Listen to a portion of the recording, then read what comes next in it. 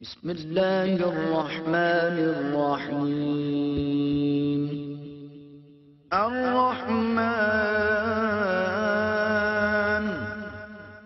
علم القرآن خلق الإنسان علمه البيان. نحمده ونصلي على رسوله الكريم. اما بعد فاعوذ بالله من الشیطان الرجیم. بسم اللہ الرحمن الرحیم. الرحمن علم القرآن خلق الانسان علمه البیان. وقال تبارک وتعالی یا ایھا الناس قد جاءتکم موعظۃ من ربکم وشفاء لما فی الصدور وہدی ورحمۃ للمؤمنین. قل بفضل اللہ وبرحمتہ فبذلک فلیفرحوا هو خیر مما یجمعون. صدق اللہ العظیم. رب اشرح لی صدری ویسر لی امری واحلل عقدۃ من لسانی یفقہوا قولی. معزز حاضرین اور محترم خواتین، السلام علیکم ورحمۃ اللہ وبرکاتہ. آج کی اس مبارک محفل کے حوالے سے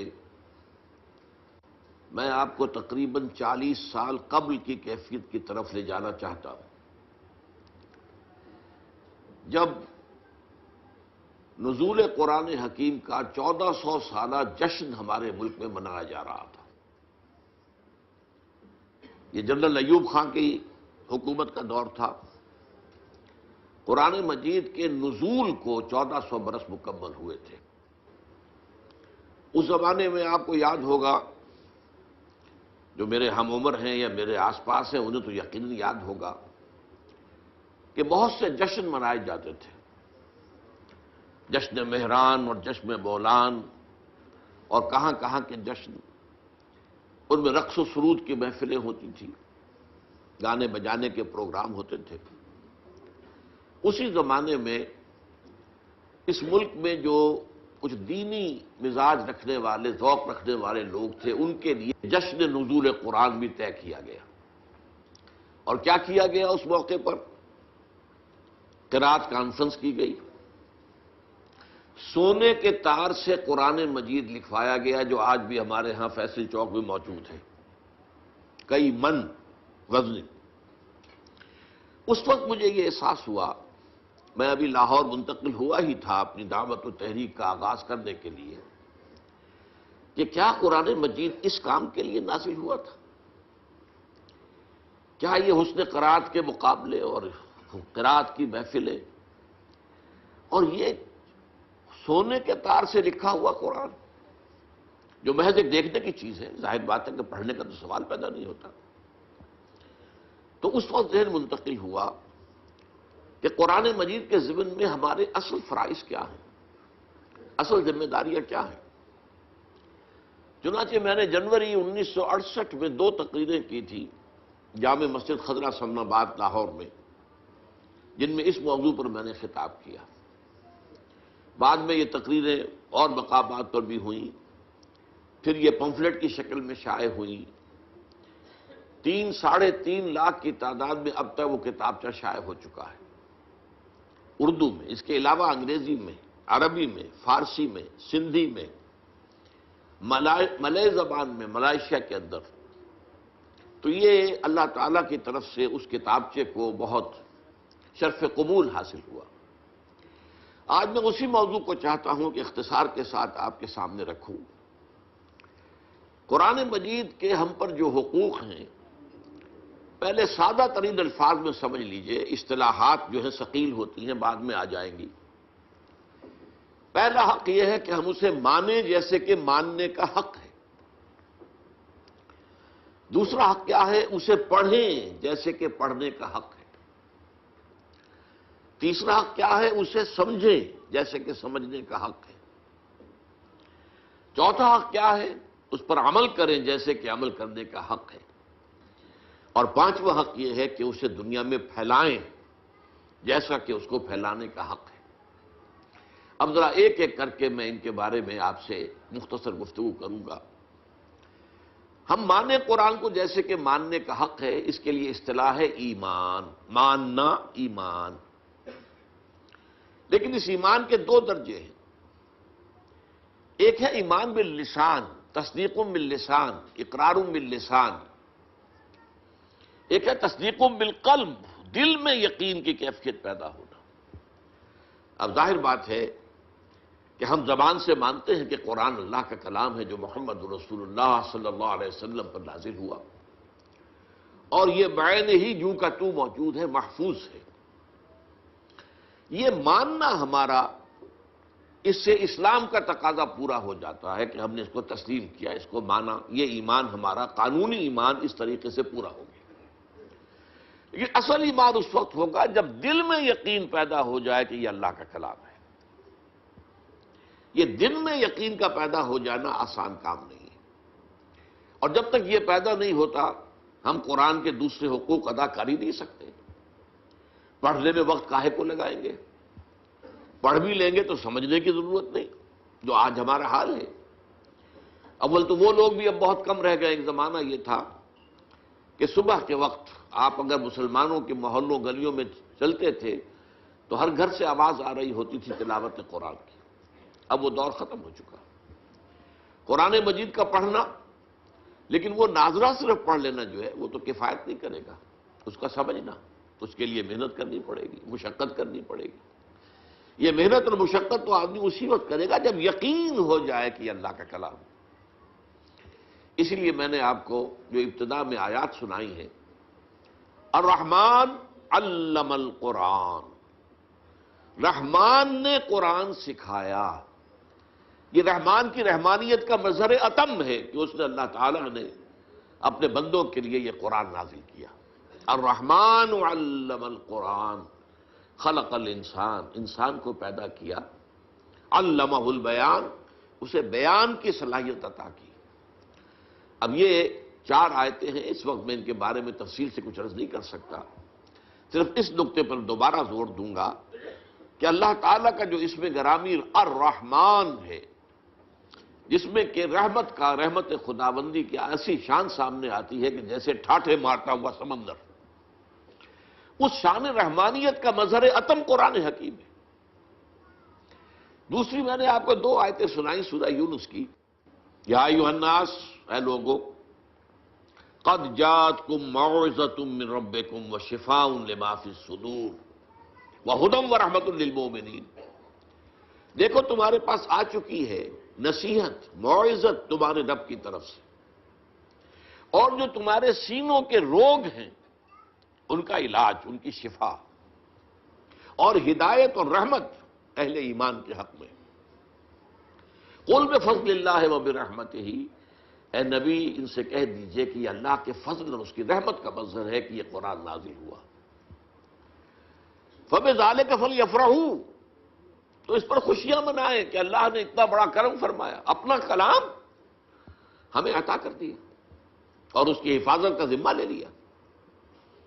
ہوا خیر مما یجمعون، یہ قرآن ان تمام چیزوں سے بہتر ہے جو لوگ جمع کرتے ہیں، مال جمع کرتے ہیں، دولت جمع کرتے ہیں، جائیداد بناتے ہیں، یا اور جو مختلف بھی ہماری اس وقت کی جو بھی دلچسپیاں ہیں جس میں ہم لگے ہوئے ہیں، ہم عطل لگے ہوئے ہیں، دن رات لگے ہوئے ہیں۔ اگر ہم جان لیں کہ اس قرآن کی عظمت کیا ہے تو ہمیں معلوم ہوگا کہ یہ سب سے زیادہ قیمتی شے ہے۔ آسمان کے نیچے، زمین کے اوپر اس سے زیادہ قیمتی شے اور کوئی نہیں ہے۔ ہوا خیر مما یجمعون، جو کچھ یہ جمع کرتے ہیں ان سے کہیں بہتر، کہیں وقی، کہیں قیمتی شے یہ قرآن ہے۔ لیکن یہ کیفیت ہمارے اندر کب پیدا ہوگی؟ جبکہ ہمیں یقین ہو جائے۔ اور میں آپ کو دعوت دوں گا ایک سیلف سینسر جسے ہم کہتے ہیں، سیلف کریٹیسزم جسے کہتے ہیں، ہم اپنے اپنے گریبانوں میں جھانک کر دیکھیں کیا واقعی ہمیں یقین ہے؟ اگر یقین ہے تو پھر اس کے ساتھ ہمارا طرز عمل کیا ہے؟ کیا ہمیں پڑھتے ہیں اسے جیسے کہ پڑھنے کا حق ہے؟ کیا سمجھتے ہیں جیسے کہ سمجھنے کا حق ہے؟ کیا اس پر عمل کرتے ہیں جیسے کہ عمل کرنے کا حق ہے؟ کیا اسے پھیلا رہے ہیں دنیا میں جیسے کہ پھیلانے کا حق ہے؟ اور اگر ہم یہ نہیں کر رہے تو اس کا صاف مطلب یہ ہے کہ ہم زبان سے تو کہہ رہے ہیں، اقرارہم باللسان تو اللہ کا شکر ہے کہ ہمیں حاصل ہے اور اسی کی بنیاد پر ہم مسلمان ہیں، لیکن یقین قلبی کی نعمت سے ہم محروم ہیں۔ تو میں اس وقت دعا ہی کر سکتا ہوں کہ ہمیں اللہ تعالیٰ قرآن مجید کے منزل من اللہ کلام ہونے پر یقین عطا فرمائے، اس لیے کہ بعد کے جو حقوق ہیں وہ سب اسی کے اوپر جو ہے ان کا دار و مدار ہے۔ اب آئیے نمبر 2، اسے پڑھیں جیسے کہ پڑھنے کا حق ہے۔ قرآن مجید کے پڑھنے کے ضمن میں پہلی بات یہ کہ اس کی تجوید صحیح ہونی چاہیے، مخارج صحیح ہوں، ہمیں معلوم ہو قاف اور کاف میں کیا فرق ہے، عین اور حمزہ میں کیا فرق ہے، ہا اور ہا چھوٹی ہے ان میں کیا فرق ہے۔ تو قرآن مجید کو تجوید کے ساتھ پڑھنا، تجوید کے ساتھ اس کی تلاوت کرنا یہ ضروری ہے۔ پھر یہ ہے کہ اسے اپنا روزانہ کا معمول بنانا۔ چنانچہ ہمارے صحابہ کرام رضوان اللہ تعالی علیہ مجمعین کا تو معاملہ یہاں تک تھا کہ بہت سے صحابہ ہر ہفتے ایک مرتبہ قرآن ختم کرتے تھے۔ ان میں سر فہرست حضرت عثمان بن عفان رضی اللہ تعالی عنہ، ہر ہفتے قرآن مجید ختم کرنا یہ ان کے معمولات میں شامل تھا۔ یہی وجہ ہے کہ قرآن مجید کی آپ 7 منزلیں آپ دیکھتے ہیں۔ یہ 7 منزلیں کیوں تھیں؟ یہ 7 منزلیں اسی اعتبار سے کہ ایک منزل روزانہ کی تلاوت کر کے ہر ہفتے میں قرآن مجید ختم کر لیا جائے۔ وہ تو بعد میں جب ہمارے اندر زوال پیدا ہو گیا اور وہ ذوق یقین میں کمی آ گئی تو اس کے بعد یہ ہوا ہے کہ پھر ہر مہینے ایک مرتبہ ختم کرنے کے لیے 30 پاروں میں تقسیم کیا گیا، لیکن یہ 30 پاروں کا وجود دور صحابہ میں نہیں تھا، یہ بعد کی پیداوار ہے۔ دور صحابہ میں جو صورتیں ہیں وہ تھیں، اور صورتیں جو ہے وہ منزلوں میں وہ منقسم تھیں۔ تو یہ 7 منزلیں اس لیے تھی کہ روزانہ ایک منزل کی تلاوت کر کے ہر ہفتے میں قرآن ختم کر لیا جائے۔ اسی کا ایک حق یہ بھی ہے کہ اس قرآن مجید کے پڑھنے کا بہترین وقت وہ رات کی نماز ہے، تہجد کی نماز۔ یا ایھا المزمل قم اللیل الا قلیلا نصفہ او انقص منہ قلیلا او زد علیہ ورتل القرآن ترتیلا۔ اب ظاہر بات ہے کہ اس کے لیے لازم ہے کہ کچھ نہ کچھ قرآن یاد کریں۔ قرآن مجید کا یاد کرنا تو ایک تو حفظ یہ ہے، ایک حصہ یہ ہے کہ ہم میں سے ہر ایک کو کچھ نہ کچھ قرآن یاد ہونا چاہیے اور سمجھنا چاہیے کہ جتنا قرآن مجھے یاد ہے وہی میری اصل دولت ہے۔ اور یہ قرآن پھر اللہ تعالیٰ توفیق دے تو رات کو تہجد کی نماز میں کھڑے ہو کر ترتیل کے انداز میں ٹھہر ٹھہر کر پڑھا جائے۔ تو یہ ہے قرآن مجید کے پڑھنے کا معاملہ کہ اسے پڑھا جائے جیسا کہ پڑھنے کا حق ہے۔ تیسری بات آئی ہے اس کو سمجھا جائے جیسے کہ سمجھنے کا حق ہے۔ اس کے 2 رتبے مرحلے جو بھی آپ کہیں، پہلا ہے جس کو قرآن کہتا ہے تذکر بالقرآن، قرآن سے نصیحت اخذ کر لینا، قرآن جو ہدایت دیتا ہے وہ حاصل کر لینا۔ اس کے لیے قرآن مجید میں سورہ قمر میں 4 مرتبہ فرمایا گیا وَلَقَدْ يَسَّرْنَا الْقُرْآنَ لِلذِّكْرِ فَهَلْ مِن مُدَّكِرٍ۔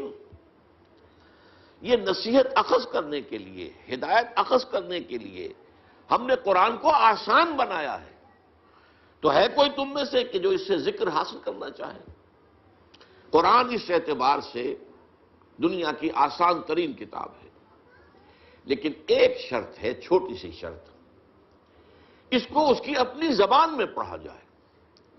قرآن مجید نازل ہوا، عربی میں نازل ہوا، اور عرب ہی پہلے مخاطب تھے، لہذا ان کے لیے تو بہت آسان کام تھا۔ حضور کی زبان مبارک سے قرآن ادا ہو رہا ہے اور ان کے قلوب پر اور ان کے اذہان میں اترتا چلا جا رہا ہے۔ انہیں کسی دقت کا سامنا نہیں تھا کہ پہلے وہ عربی سیکھیں، عربی گرامر پڑھیں اور پھر قرآن مجید کو سمجھیں۔ لیکن یہ جو تذکر بالقرآن ہے، قرآن مجید سے نصیحت اخذ کرنا، ایک ہے قرآن مجید پڑھ کر صرف ثواب حاصل کر لینا، میں اس کی بات تو ختم کر چکا۔ وہ تو جو تھا پڑھنا، جیسا کہ پڑھنے کا حق ہے اس میں بیان ہو چکا، یقیناً تلاوت سے ثواب حاصل ہوتا ہے۔ اور آپ ظاہر بات ہے کہ اپنا وقت لگاتے ہیں، وضو کرتے ہیں، بیٹھتے ہیں، قبلہ رخ ہو کر بیٹھتے ہیں، پھر قرآن مجید کو پوری اس کی تعظیم کرتے ہوئے کھولتے ہیں اور پھر قرآن پڑھتے ہیں، تو آپ کی یہ محنت اور آپ کا جو وقت لگا ہے یہ اللہ تعالیٰ جو اس کا ثواب دے گا۔ لیکن ایک ہے تذکر بالقرآن، قرآن سے نصیحت اخذ کرنا، ہدایت اخذ کرنا، وہ صرف پڑھنے سے تو حاصل نہیں ہوگی جب تک کہ آپ اسے سمجھیں نا۔ اور اس کی پہلی منزل یہ ہے کہ آپ اتنی عربی ضرور سیکھ لیں کہ آپ قرآن مجید کو تواتر کے ساتھ پڑھتے چلے جائیں اور اس کا فکر، اس کی ہدایت آپ کے دل اور دماغ میں اترتی چلی جائے۔ اس کے بغیر تذکر حاصل نہیں ہو سکتا۔ ثواب حاصل ہو جائے گا، میں پھر عرض کر رہا ہوں، کہیں میری بات کو آپ غلط سمجھیں۔ کچھ لوگ ہیں جو کہتے ہیں کہ بغیر سمجھے پڑھنے سے کوئی ثواب بھی نہیں ہوتا، نہیں، میں اس کا قائل نہیں ہوں۔ اس کے پڑھنے سے، اس کی تلاوت، محض تلاوت سے بھی ثواب حاصل ہوتا ہے، اگرچہ اس میں ایک نکتہ ہے وہ میں بعد میں عرض کروں گا۔ لیکن یہ ہے کہ اگر آپ کو اس سے کچھ اخذ کرنی، ہدایت اخذ کرنی ہے، نصیحت اخذ کرنی ہے، تو میرے نزدیک میری بات غور سے سن لیجئے، ہر پڑھے لکھے مسلمان کا فرض ہے کہ وہ اتنی عربی سیکھے کہ قرآن مجید کو اپنی آنکھ سے پڑھ سکے۔ ترجمے سے پڑھنے میں وہ تاثیر نہیں ہوتی۔ آپ جو ہے ترجمے سے اگر پڑھیں گے تو گویا کہ آپ مترجم کی آنکھ سے پڑھ رہے ہیں۔ یہ تو اپنی آنکھ سے پڑھنا تو تبھی ہوگا جبکہ آپ عربی زبان سے واقف ہوں اور قرآن کے اور آپ کے درمیان ترجمہ حائل نہ ہو، بلکہ قرآن جسے اقبال کہتا ہے، تیرے ضمیر پہ جب تک نہ ہو نزول کتاب، گرہ کشا ہے نہ رازی نہ صاحب کشاف، براہ راست دل پر نازل ہونا چاہیے، اور اس کے لیے اتنی عربی سیکھنا میرے نزدیک فرض۔ غور کیجئے، آپ نے ایم اے کیا ہے، بی اے کیا ہے، ایم بی اے کیا ہے اور تعلیم حاصل کی ہے، ڈاکٹری پڑھی ہے، انجینئرنگ، اور عربی اتنی نہ سیکھ سکے کہ قرآن مجید کو پڑھ سکے، کیا جواب دیں گے اللہ کے ہاں؟ اللہ تعالیٰ کے سامنے حاضری ہونی ہے، قیامت پر ہمارا یقین ہے، یوم یقول الناس لرب العالمین، ہمیں حاضر ہونا ہے، جواب دہی کرنی ہے۔ تم نے میرے کتاب کی کیا قدر کی؟ تم نے اس کے لیے اتنی محنت بھی نہ کی، تم نے انگریزی اتنی پڑھی کہ انگریزوں کو پڑھا دو۔ بے شمار ہندوستانی اور پاکستانی مسلمان، آپ کو معلوم ہونا چاہیے، انگلینڈ میں اسکولوں کے اندر پڑھا رہے ہیں، انگریزی پڑھا رہے ہیں، لیکن تم اتنی عربی نہ سیکھ سکے، حالانکہ تمہاری اپنی زبان اردو جو ہے اس کا ایک جملہ آپ نہ بول سکتے ہیں، نہ لکھ سکتے ہیں جس میں عربی کا لفظ نہ آئے۔ جملہ عربی کا لفظ ہے، لفظ عربی کا لفظ ہے، تو یہ تو ہماری زبان کے اندر جو ہے رچی بسی زبان ہے، پھر اس کو تم نے نہیں سیکھا تو ہمارے کلام کی کیا قدر کی تم نے؟ اس کا جواب جو ہے آج ہی سوچ لیجئے۔ یہ گھڑی محشر کی ہے، طور سہ محشر میں ہے، پیش کر غافل عمل کوئی اگر دفتر میں ہے۔ اپنے آپ کو امیجن کیجئے، تصور کیجئے کہ اللہ کے حضور میں کھڑے ہیں اور وہاں سوال ہو رہا ہے کہ تم نے میری کتاب، جسے میں نے اپنی رحمانیت کا مظہر قرار دیا، جس کے بارے میں کہا قل بفضل اللہ وبرحمتہ فبذلک فلیفرحوا، تم نے اس کی کیا قدر کی؟ تو یہ ہے تذکر بالقرآن، جو آسان ہے لیکن اس کے لیے بھی عربی زبان کا اتنا فہم ضروری ہے کہ وہ براہ راست آپ اسے پڑھیں اور اس کا ذہن، اس کا فکر، اس کی سوچ، اس کی ہدایت آپ کے قلب اور ذہن میں اترتی چلی جائے۔ اس سے آگے کا معاملہ ہے تدبر قرآن، افلا یتدبرون القرآن ام علی قلوب اقفالها، کتاب انزلناہ الیک مبارک لیدبروا آیاتہ ولیتذکر اولو الالباب۔ تدبر قرآن کی شرائط جو ہیں وہ بڑی کڑی ہے، گہرائی میں اترنا، قرآن مجید کی گہرائیوں میں غوطہ زنی، جسے اقبال کہتا ہے کہ قرآن میں ہو غوطہ زن اے مرد مسلمان۔ اس کو میں ایک سادہ سی مثال سے سمجھایا کرتا ہوں۔ دیکھیے، سمندر میں اگر کوئی آئل ٹینکر جو ہے وہ ٹوٹ جائے، حادثہ ہو جائے، لیک کر جائے، تو تیل جو ہے اس سے نکل کر سمندر کی سطح پر رہتا ہے، وہ تیل نیچے نہیں جاتا۔ اب آپ کو معلوم ہے اوپر تو وہ تیل کی سطح ہے، اس کی ایک لیئر ہے، اور نیچے آپ کو معلوم ہے بہت میلوں جو ہے گہرا پانی ہے۔ بالکل یہ معاملہ ہے کہ قرآن سے تذکر اخذ کر لینا تو ایسے ہے جیسے سمندر کی سطح کے اوپر وہ تیل ہے، بہت آسان کام ہے۔ لیکن قرآن کے علم و حکمت کی گہرائیوں میں اترنا وہ تو ایسے ہی ہے کہ جیسے موتی حاصل کرنے کے لیے غوطہ زنی کرنی پڑتی ہے اور سمندر کی تہہ سے جا کر موتی حاصل کیے جاتے ہیں۔ یہ تدبر قرآن ہے جس کے اعتبار سے میں آپ کو ایک مثال دے رہا ہوں۔ حضرت عمر رضی اللہ تعالیٰ عنہ کے صاحبزادے حضرت عبداللہ ابن عمر رضی اللہ تعالیٰ عنہما وہ فرماتے ہیں میں نے صرف سورہ بقرہ 8 سال میں ختم کی۔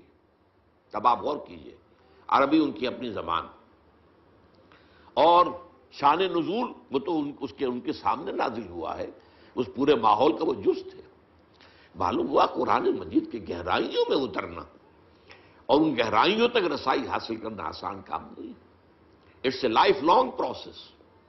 اور اس کا اصل کام کیا ہے آج کے دور میں؟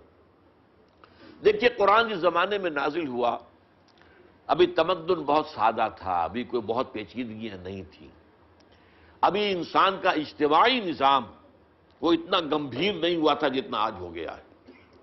آج معاشیات کی پیچیدگیاں ہیں، آج کا بینکنگ کا نظام ہے، آج آپ کو معلوم ہے کہ اور بہت سی چیزیں ایسی ہیں، انشورنس کا معاملہ چلا آ رہا، یہ ساری چیزیں جو ہیں یہ غور و فکر کی تقاضا کرتی ہیں۔ تو قرآن مجید نے جو اپنے دور جس وقت یہ نازل ہوا ہے اس وقت کے لیے جو ہدایت ضروری تھی وہ تو سطح پر رکھ دی ہے تاکہ آسانی سے انسان حاصل کر لے۔ اس لیے کہ عرب آپ کو معلوم ہے وہ فلسفی لوگ تو تھے نہیں، ان میں تو پڑھے لکھے لوگ بھی نہ ہونے کے برابر تھے، ان کا تو لقب ہی امیین ہے، ان پڑھ لوگ۔ اس اعتبار سے قرآن مجید نے اپنی بات سادہ رکھی ہے، بہت آسان رکھی ہے، وَلَقَدْ يَسَّرْنَا الْقُرْآنَ لِلذِّكْرِ فَهَلْ مِن مُدَّكِرٍ۔ لیکن یہی قرآن ہے جس میں ہمیشہ کے لیے ہدایت ہے، تا قیامت انسانوں کے لیے ہدایت ہے۔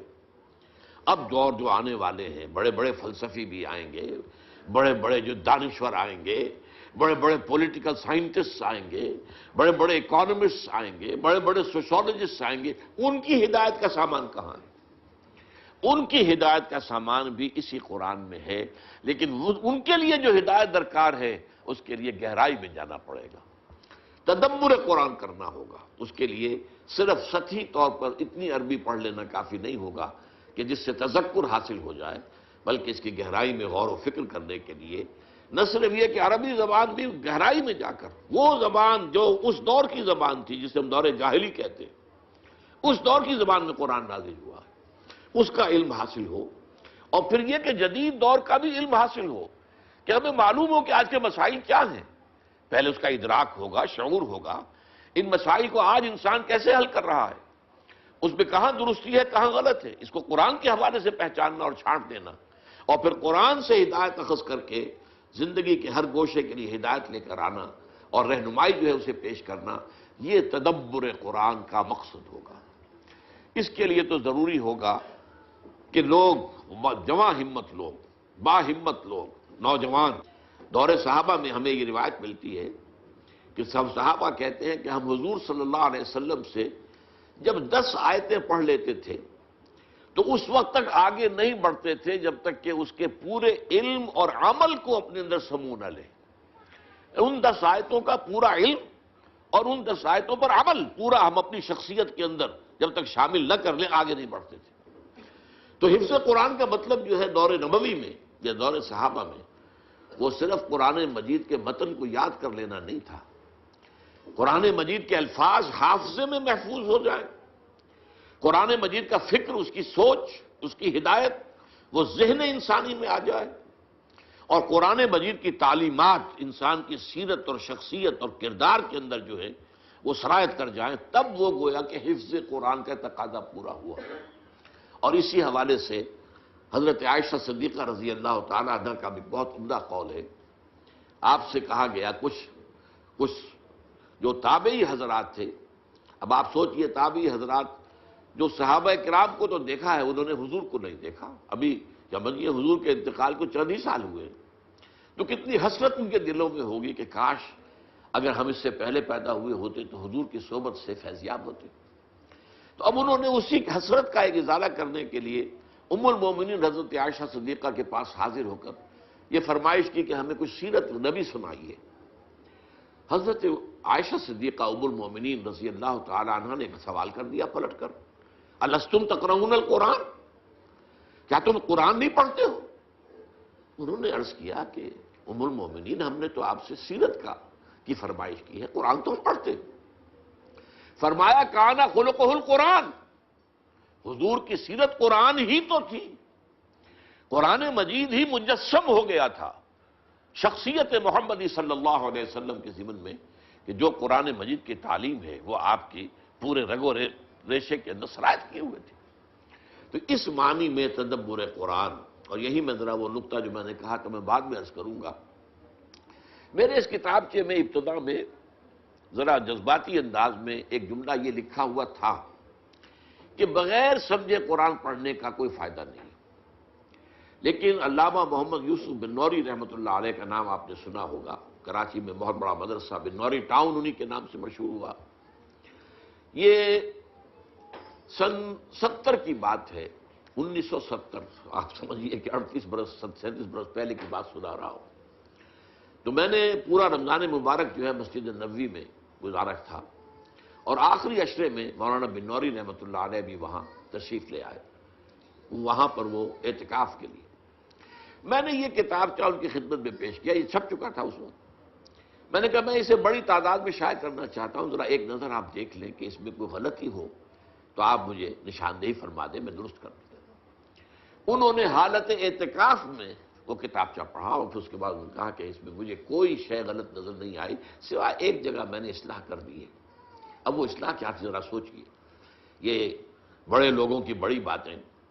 میں نے جہاں یہ لکھا تھا کہ جو شخص پڑھا لکھا ہونے کے باوجود، ایک تو وہ ہے وہ جاہل ہے بیچارہ، وہ کسان ہے، وہ دیہاتی ہے، کچھ پڑھائی نہیں ہے، پھر یہ کہ اب وہ اس عمر کو پہنچ گیا ہے کہ پڑھنا لکھنا سیکھ نہیں سکتا، اس کا معاملہ تو اور ہے، وہ بغیر سمجھے قرآن پڑھے تو ثواب ملے گا، بلکہ یہاں تک میں نے لکھا تھا اگر قرآن مجید ناظرہ بھی نہیں پڑھ سکتا، وہ کھول کر بیٹھ جائے اور روتا ہوا وہ قرآن مجید کے حروف پر انگلی پھیرتا چلا جائے تو اس سے ثواب تب بھی ملے گا کہ اس نے اپنا وقت لگایا ہے، اور حسرت کے ساتھ کہ اللہ میں تیرے اس کلام کو پڑھنے کی اہلیت نہیں رکھتا، تو اسے ثواب ملے گا۔ لیکن جن لوگوں نے تعلیم اعلیٰ حاصل کی وہ اگر قرآن بغیر سمجھے پڑھیں گے تو انہیں کوئی فائدہ نہیں ہوگا، کوئی ثواب نہیں ہوگا۔ مولانا بن نوری رحمۃ اللہ علیہ نے فرمایا کہ یوں نہ کہو، یوں کہو کہ ان کے تلاوت کے ثواب سے ہو سکتا ہے کہ نہ سمجھنے کا عذاب بڑھ جائے، یعنی یہ دونوں چیزوں کو سپلٹ کر دیا۔ ایک ہے تلاوت، وہ تلاوت اگر کر رہے ہیں، پڑھے لکھے لوگ ہیں، تلاوت کا ثواب تو ملے گا، لیکن پڑھے لکھے ہونے کے باوجود قرآن کو نہیں سمجھ رہا، یہ جرم جو ہے اس کی سزا بڑھ جائے گی۔ یہ انہوں نے اس کے اندر ترمیم کی، اور میرے نزدیک جو میں کہنا چاہتا تھا اس سے کہیں زیادہ بات واضح ہو کر سامنے آ گئی۔ اب آئیے چوتھی بات، قرآن پر عمل کرنا۔ ظاہر بات ہے قرآن کے ماننے کا تقاضا یہی ہے، پڑھنا اسی لیے ہے، سمجھنا اسی لیے کہ عمل کریں۔ اگر عمل نہیں کریں گے تو گویا کہ قرآن پر ہمارا کوئی ایمان نہیں۔ حضور کی حدیث سنا دیتا ہوں آپ کو، ما آمن بالقرآن من استحل محارمہ، جس شخص نے قرآن کی حرام کردہ کسی شے کو اپنے لیے حلال ٹھہرا لیا، اس کا قرآن پر کوئی ایمان نہیں۔ بالکل واضح بات ہے، منطقی بات ہے، 2 اور 2 4 کی طرح کی بات ہے۔ قرآن کو اللہ کا کلام مانتے ہو اور پھر اس کے حکم پر نہیں چلتے، یا یہ کہ ایک اور شکل بھی ہے، اس کے بعد احکام کو مانتے ہو، بعض کو نہیں مانتے۔ نمازیں تو پڑھتے ہو اور تم حج بھی کراتے ہو، عمرے بھی کراتے ہو، سودی کاروبار نہیں چھوڑتے۔ یہ تمہارا طرز عمل جو ہے، اس کو سورہ بقرہ میں فرمایا گیا، افتؤمنون ببعض الکتاب وتکفرون ببعض۔ نماز کا حکم بھی ہماری کتاب کا، ہمارے قرآن کا ہے، اور سود کی حرمت جو ہے وہ بھی ہماری کتاب میں، ہمارے قرآن میں آئی ہے۔ تو کیا تم ایک حصے کو مانتے اور ایک کو نہیں مانتے؟ فما جزاء من يفعل ذلك منكم الا خزي في الحياة الدنيا ويوم القيامة يردون الى اشد العذاب وما الله بغافل عما تعملون۔ اس آیت کا ترجمہ کرتے ہوئے لرزہ طاری ہوتا ہے۔ تو جو کوئی بھی تم میں سے یہ حرکت کرے گا کہ ایک حصے کو مانا ایک کو نہیں مانا، ایک پر عمل ہے اور ایک کو پاؤں تلے رونگ دیا ہے، اس کی سوا کوئی سزا نہیں ہے کہ دنیا میں ذلیل و خوار کر دیے جائے اور قیامت کے دن شدید ترین عذاب میں جھونک دیے جائیں۔ نوٹ کیجئے، اشد العذاب، اشد کا لفظ اردو میں بھی آپ بولتے ہیں، اشد، شدید ترین۔ اشد العذاب وما اللہ بغافل عما تعملون، اور جو کچھ تم کر رہے ہو اللہ اس سے غافل نہیں ہے۔ اس عمل بالقرآن کے بھی دو پہلو ہیں۔ اس کے لیے میں اصل میں آپ کو ان اصطلاحات قرآن سے ذرا مانوس کر دینا چاہتا ہوں۔ حکم بالقرآن اور اقامت ما انزل من اللہ، یہ دو اصطلاحات ہیں۔ حکم بالقرآن، قرآن کے ذریعے سے فیصلہ کرنا، کیا صحیح ہے کیا غلط ہے، قرآن کے حوالے سے فیصلہ کرنا۔ اپنی جو رائے بنانی ہو قرآن کے ذریعے سے بنانا۔ اس کے لیے سورہ مائدہ میں ایک ہی رکوع میں 3 فتوے اللہ کے آئے ہیں، ذرا نوٹ کر لیجئے۔ وَمَن لَّمْ يَحْكُم بِمَا أَنزَلَ اللَّهُ فَأُولَٰئِكَ هُمُ الْكَافِرُونَ وَمَن لَّمْ يَحْكُم بِمَا أَنزَلَ اللَّهُ فَأُولَٰئِكَ هُمُ الظَّالِمُونَ وَمَن لَّمْ يَحْكُم بِمَا أَنزَلَ اللَّهُ فَأُولَٰئِكَ هُمُ الْفَاسِقُونَ۔ 7واں رکوع سورہ مائدہ کا یہ 3 دفعہ یہ بات آ گئی، جو لوگ اللہ کی اتاری ہوئی شریعت اور اللہ کی اتاری ہوئی ہدایت کے مطابق فیصلے نہیں کرتے وہی تو کافر ہیں، وہی تو مشرک ہیں، ظالم ہیں۔ اور ظالم قرآن مجید کی اصطلاح میں مشرک کے لیے آتا، ان الشرک لظلم عظیم، اور وہی تو فاسق ہیں، وہ تو اللہ کے باغی ہیں۔ اب اس اعتبار سے غور کیجئے، آج امت مسلمہ اللہ کی نگاہوں میں کیا ہے؟ ابھی میں نے جو آیت آپ کو سنائی تھی سورہ بقرہ کی کہ ہم دنیا میں ذلیل و خوار کر دیتے، تو آج دنیا میں ذلیل و خوار ہم ہیں کہ نہیں؟ آج کیا ہے؟ آج عزت ہمارے پاس ہے یا امریکہ کے پاس ہے؟ آج کس کا غلغلہ ہے؟ کس کے پاس طاقت ہے؟ ہم تو آپ کو معلوم ہے دنیا کے اندر جو اس وقت وہ سمجھے جاتے ہیں کہ بہت ہی کمزور قوم، بہت ہی ذلیل قوم، جو لوگ جو ہے اپنے معاملات درست نہیں چلا سکتے۔ اور آج ہمارا حال کیا ہے؟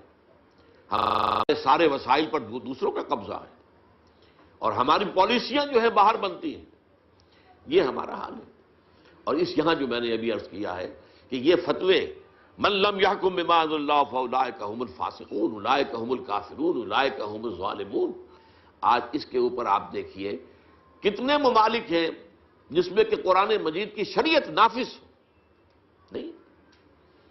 آپ کو معلوم ہے کہ یہ پوری دنیا میں کچھ جزوی طور پر کچھ احکام، کچھ قرآنی سزائیں سعودی عرب میں نافذ ہیں، کچھ احکام وہ ایران کے اندر نافذ ہیں، باقی تو یہ کہ پوری دنیا میں مسلمان جو ہیں 1.5 ارب سے زیادہ مسلمان وہ ان فتووں کی زد میں ہے کہ وَمَن لَّمْ يَحْكُم بِمَا أَنزَلَ اللَّهُ فَأُولَٰئِكَ هُمُ الْكَافِرُونَ وَمَن لَّمْ يَحْكُم بِمَا أَنزَلَ اللَّهُ فَأُولَٰئِكَ هُمُ الظَّالِمُونَ وَمَن لَّمْ يَحْكُم بِمَا أَنزَلَ اللَّهُ فَأُولَٰئِكَ هُمُ الْفَاسِقُونَ۔ یہ ہماری حالت ہے۔ دوسری اصطلاح جو ہے وہ ہے اقامت ما انزل من اللہ۔ ایک تو ہے احکام جو دیے گئے ہیں، یوں کرو، چور کا ہاتھ کاٹو، زانی اگر شادی شدہ ہے جو سنت رسول سے ثابت ہے کہ اسے رجم کرو، غیر شادی شدہ ہے تو اس کو 100 کوڑے لگاؤ، وغیرہ وغیرہ احکام ہے۔ نماز پڑھو، روزہ رکھو، زکوٰۃ ادا کرو۔ ایک ہے پورا نظام، وہ جو میں نے کہا تھا کہ آج کی دنیا میں اجتماعی نظام کتنا پیچیدہ ہو چکا ہے، اور اس اجتماعی نظام کی گرفت کتنی ہو چکی ہے، افراد کی آزادی تو بڑی محدود ہو کر رہ گئی۔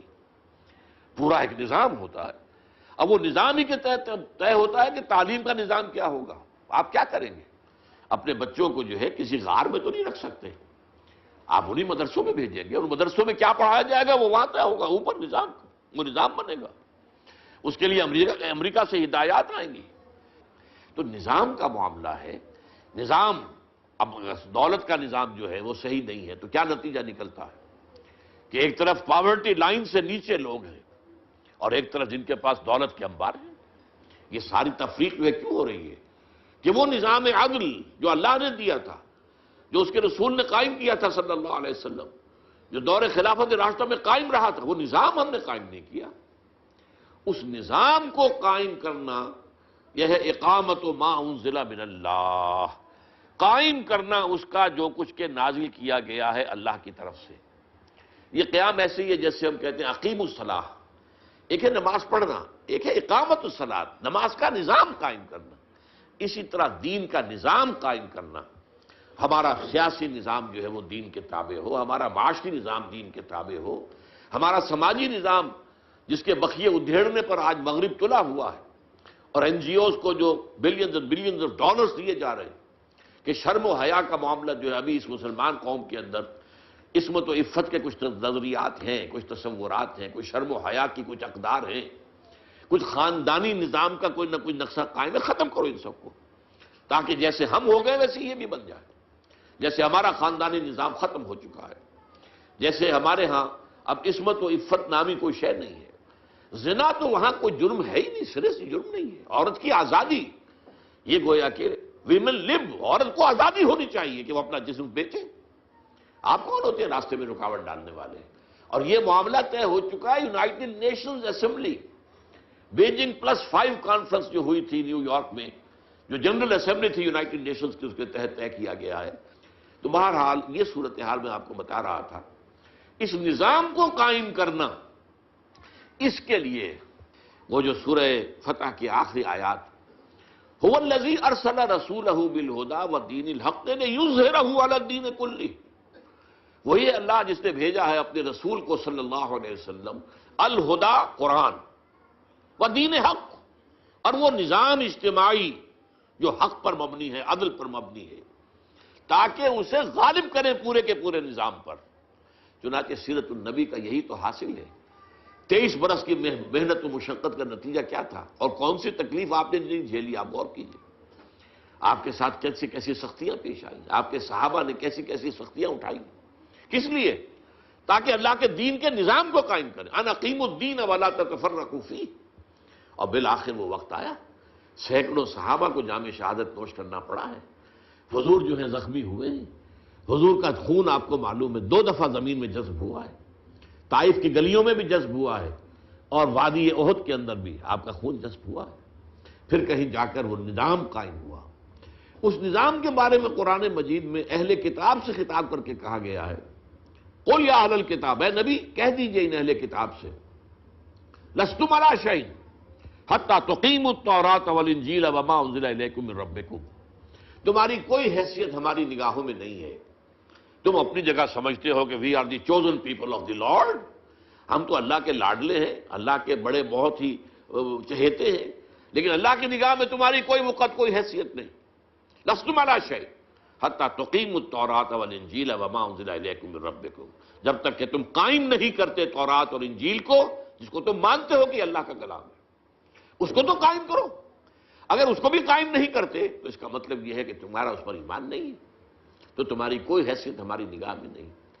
آج اسی آیت کو ہم ذرا لفظ بدل کر سمجھے، یا اہل القرآن لستم علی شیء حتی تقیموا القرآن وما انزل الیکم من ربکم. اے قرآن کے ماننے والوں، قرآن کے دعوے داروں، قرآن پر یقین رکھنے والوں، قرآن کی محفلیں منعقد کرنے والوں، اور قرآن کی قرأت کے لیے کے مقابلے منعقد کرنے والوں، تمہاری کوئی حیثیت نہیں، کوئی تمہاری ہماری نگاہ میں وقت نہیں، جب تک کہ تم قرآن کو قائم نہیں کرتے.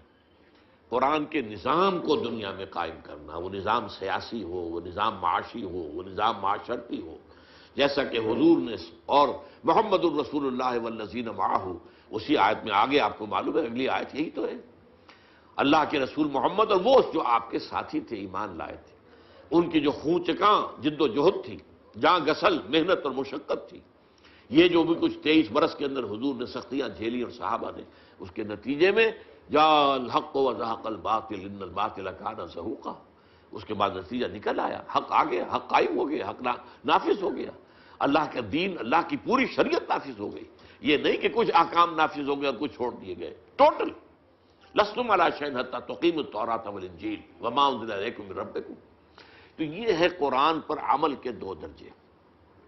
ایک ہے حکم بالقرآن، قرآن ہی کے ذریعے سے فیصلے کرنا، قرآن ہی کے ذریعے سے اپنی آراء بنانا. ایک ہے اقامت ما انزل من اللہ، جو قرآن تم پر نازل کیا گیا ہے اس کو قائم کرو، اس کا نظام برپا کرو. اب دیکھیے آخری چیز رہ گئی، اس قرآن کو پھیلاؤ، اس کو عام کرو. قرآن مجید صرف تمہارے لیے نازل نہیں ہوا، نوٹ کر لیجیے. حضور صلی اللہ علیہ وسلم کی بعثت صرف عرب کے لیے نہیں تھی. اگر صرف عرب کے لیے ہوتی تو آپ کا کام مکمل ہو گیا تھا، کہ نہیں، عرب کے لیے تو نہیں. وما ارسلناک الا کافۃ للناس بشیرا ونذیرا، یہ تو فرما دیا گیا، اے محمد صلی اللہ علیہ وسلم، ہم نے آپ کو نہیں بھیجا ہے مگر تمام نوع انسانی کے لیے بشیر اور نذیر بنا کر. تو اب ظاہر بات ہے کہ یہ قرآن جو اترا ہے، اگرچہ حضور نے صحابہ کرام کو پڑھایا، لیکن یہ کہ اس سے آگے کی پوری نوع انسانی کو کون پڑھائے گا؟ کیا چینی حضور کے امت دعوت میں شامل نہیں تھے؟ تو چین تک تو پیغام حضور کے ذریعے نہیں پہنچ سکا۔ کیا یورپ میں رہنے والے جو ہیں وہ امت دعوت تھا؟ دیکھیے، ایک ہے امت اجابت، جنہوں نے حضور کو قبول کیا وہ امت اجابت کہلاتے ہیں، اور جن کی طرف حضور کو بھیجا گیا وہ امت دعوت کہلاتے ہیں۔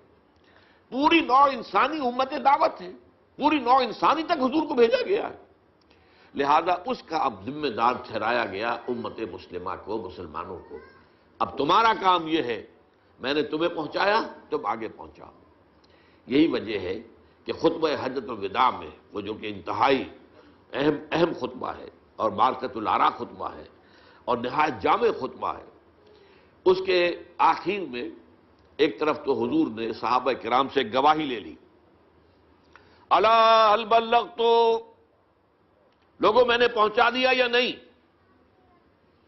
اور پورے مجمع نے بیک زبان کہا، انا نشہد انک قد بلغت الرسالۃ وادیت الامانۃ ونصحت الامۃ وکشفت الغمۃ۔ ہاں اے نبی صلی اللہ علیہ وسلم، ہم گواہ ہیں، آپ نے رسالت کا حق ادا کر دیا، آپ نے امانت کا حق ادا کر دیا۔ یہ امانت تھی آپ کے پاس، ہمارے لیے اللہ نے بھیجا تھا آپ کے ذریعے سے، تو آپ کے پاس تو یہ امانت تھی، آپ نے امانت کا حق ادا کر دیا، ہمیں پہنچا دیا، اور آپ نے گمراہی کے اندھیارے جو ہیں ان کے پردے چاک کر دیے، اور آپ نے امت کی نصیحت اور حق اور ان کی خیر خواہی کا حق ادا کر دیا۔ 3 دفعہ حضور نے فرمایا الا هل بلغت، اور جواب ملا انا نشہد انک قد بلغت الرسالۃ وادیت الامانۃ ونصحت الامۃ وکشفت الغمۃ، 3 دفعہ۔ اور اس کے بعد انگشت شہادت اٹھائی آسمان کی طرف اور پھر لوگوں کی طرف، اللہم اشہد، اللہم اشہد، اللہم اشہد، اے اللہ تو بھی گواہ رہے کہ یہ جو بوجھ آیا تھا میرے کاندھے پر، جس کے لیے سورہ مدثر، سورہ مزمل میں فرمایا گیا تھا انا سنلقی علیک قولا ثقیلا، یہ قول ثقیل، یہ بڑی ذمہ داری، بھاری ذمہ داری، اس قرآن کا پہنچا دینا، میں نے پہنچا دیا ہے، اور یہ مان رہے ہیں کہ میں نے پہنچا دیا ہے۔ اس لیے کہ قیامت کے دن اس کا سوال جو ہے ہوگا، انبیاء اور رسول سے ہوگا، ہم نے جو بات تم تک بھیجی تھی تم نے پہنچا دی تھی کہ نہیں؟ لہذا یہاں حضور نے گواہی لے لی، اور اس کے بعد فرمایا فَلْيُبَلِّغِ الشَّاهِدُ الْغَائِبَ، اب جو یہاں موجود ہیں ان کا کام ہے کہ ان کو پہنچائیں جو یہاں موجود نہیں۔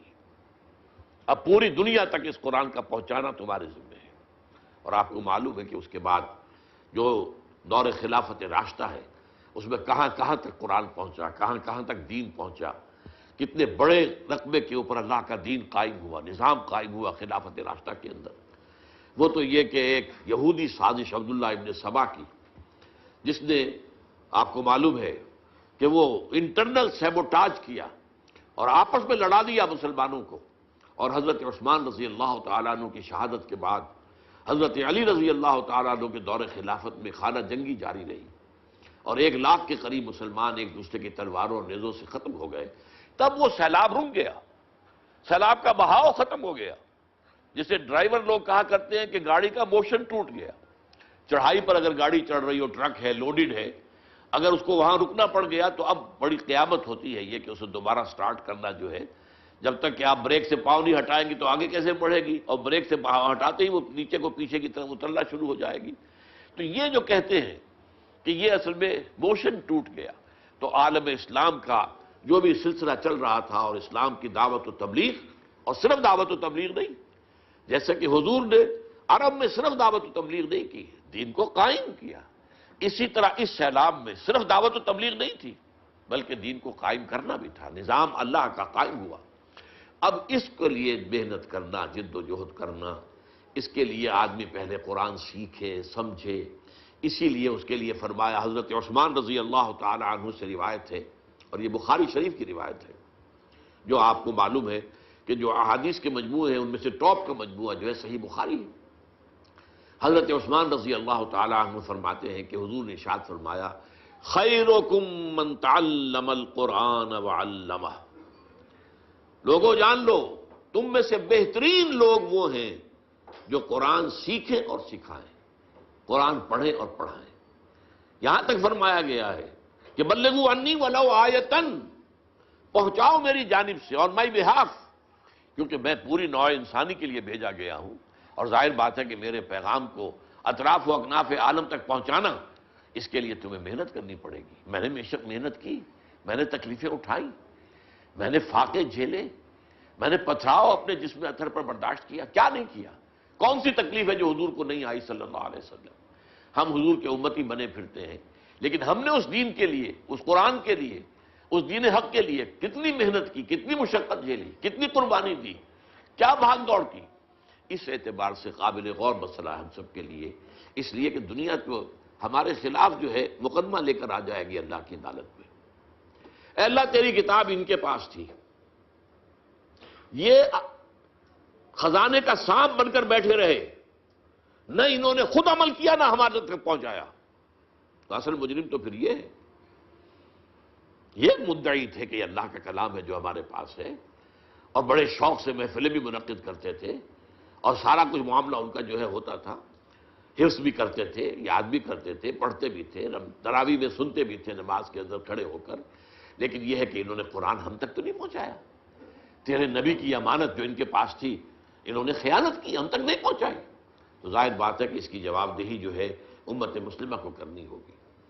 میں نے یہ چند باتیں آپ سے عرض کی ہیں، آپ ان پر غور کیجئے، اور اللہ تعالیٰ آپ حضرات کو بھی، جو بھی اس ابھی عمر کی سٹیج میں ہیں کہ عربی زبان سیکھ سکتے ہیں، اور بہت مشکل نہیں ہے، ذرا سی محنت درکار، تھوڑی سی عربی کا جو ہے گرامر کا شعور ہو جائے تو پھر آپ کو معلوم ہوگا کہ یہ تو ہماری زبان ہی کی طرح ہے بالکل۔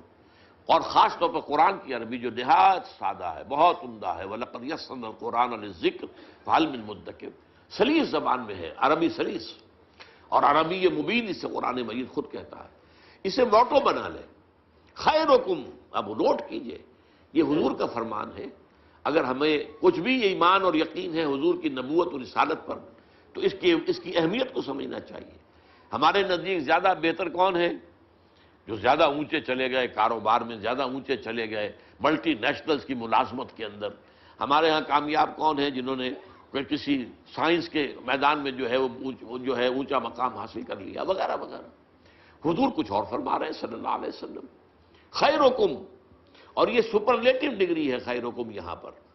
آپ کو معلوم ہے انگریزی میں کمپیریٹو ڈگری ہوتی ہے، سپرلیٹو ڈگری ہوتی ہے، گڈ، بیٹر، بیسٹ، بیٹر کے بعد بیسٹ آتا ہے۔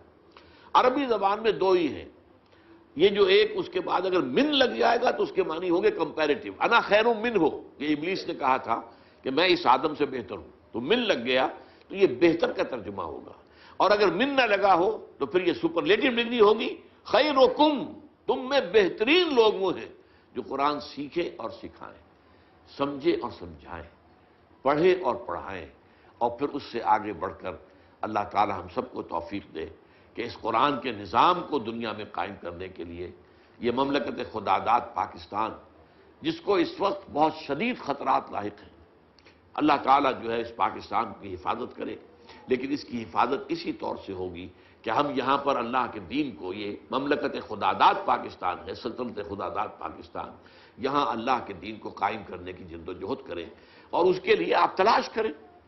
یہ کام بغیر جماعت کے تو ممکن نہیں ہے، یہ تو انفرادی طور پر تو نہیں ہو سکتا۔